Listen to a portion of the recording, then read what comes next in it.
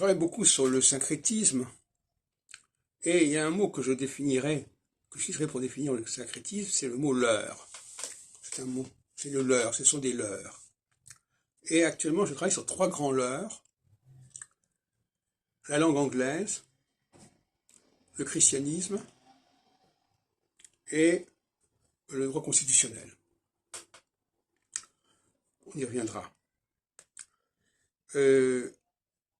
Ici, je voudrais parler de la dialectique du masculin et du féminin dans le domaine des langues.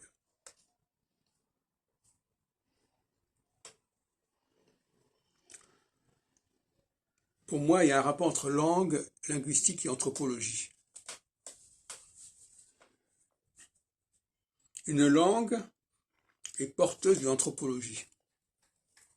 Et si cette anthropologie ne figure plus dans la langue, n'est plus mise en évidence dans la langue, c'est que la langue a dégénéré.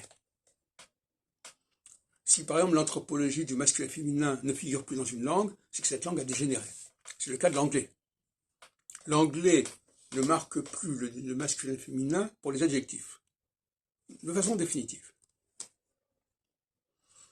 Alors les causes sont liées certainement à l'influence du français, qui dans certains cas, au niveau oral, donne l'impression qu'on ne fait pas de différence. Par exemple, c'est difficile.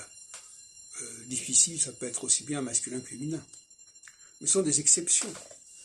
Alors qu'en anglais, c'est devenu la règle. Parce que la différence est là.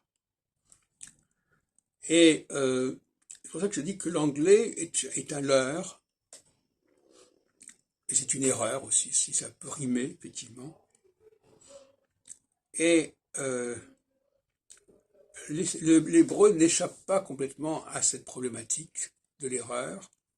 Je l'ai dit à plusieurs reprises, et c'est tout à fait dommage, et même inquiétant, que quand on s'adresse à une femme, on dit at, et quand on s'adresse à un homme, on dit ata, alors que ata, c'est évidemment un féminin. Alors ça, quand même, surtout que ça figure dans les prières, notamment, ça c'est un véritable scandale. Et la grande question qui se pose, c'est quand il y a scandale, est-ce qu'on peut corriger le scandale? Est-ce que les Israéliens, par exemple, qui sont ceux qui parlent l'hébreu le plus couramment, sont d'accord pour renverser et corriger cette erreur ou pas? La question de la capacité à corriger. Est-ce que la langue est correctible, est corrigeable? Alors que justement, en hébreu, on emploie le mot tikkun pour la capacité à corriger et à se corriger. Je me pose la question de savoir si dans 10 ou 20 ans, l'hébreu aura rétabli le at pour le masculin et le ata pour le féminin, d'autant plus que ça figure pas uniquement dans le pronom personnel, mais ça figure également dans la formation de l'imparfait.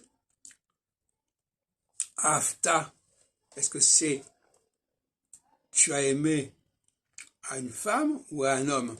Et aft, c'est un homme ou une femme? Voilà. Donc il y a un problème qui est aggravé par le fait que dans les textes anciens, il y a un verbe conversif qui fait que le passé sert au futur.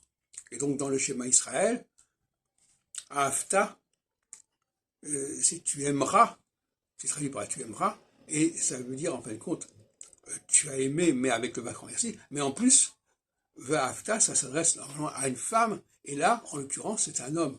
Donc là, c'est qu'il y a une confusion. L'hébreu, de manière générale, a respecté une certaine anthropologie, mais là, il y a un dérapage.